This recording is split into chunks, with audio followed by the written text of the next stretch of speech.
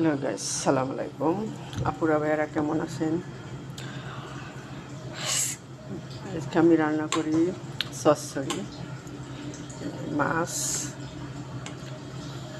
দিয়ে, কদু দিয়ে, আলু দিয়ে হবে সরসরি। ম্যাডামগুলোর জন্য মাংস।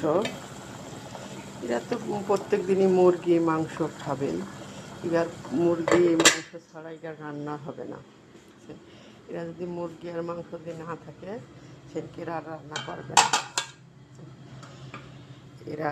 এবং এর প্রত্যেকটা দিন মুরগি আর মাংস এর খাতেই হবে।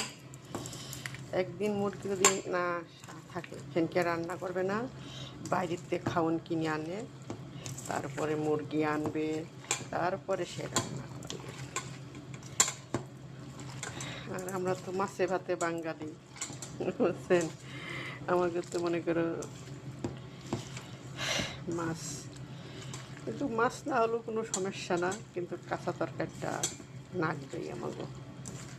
তা সপ্তাহে একদিন হোক, মাসে একদিন হোক, দেশে থাকলে তো প্রত্যেক দিনই কাঁচা তরকারি সবসময় খাওয়া হয়।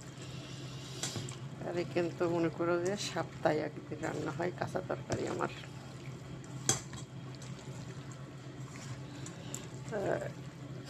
আজকে একটা কথা বলি,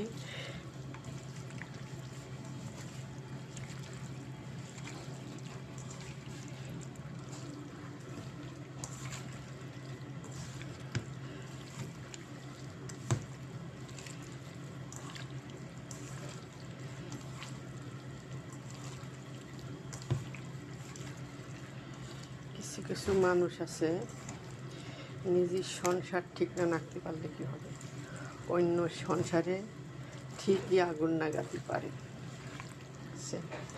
কিছু কিছু পুরুষ মানুষও আছে, মেয়ে মানুষও আছে। নিজের সংসার ঠিক না থাকলে কী হবে, কিন্তু অন্য সংসারে ঠিকই সে আগুন লাগাবে। কিন্তু অন্য সংসারে ঠিকই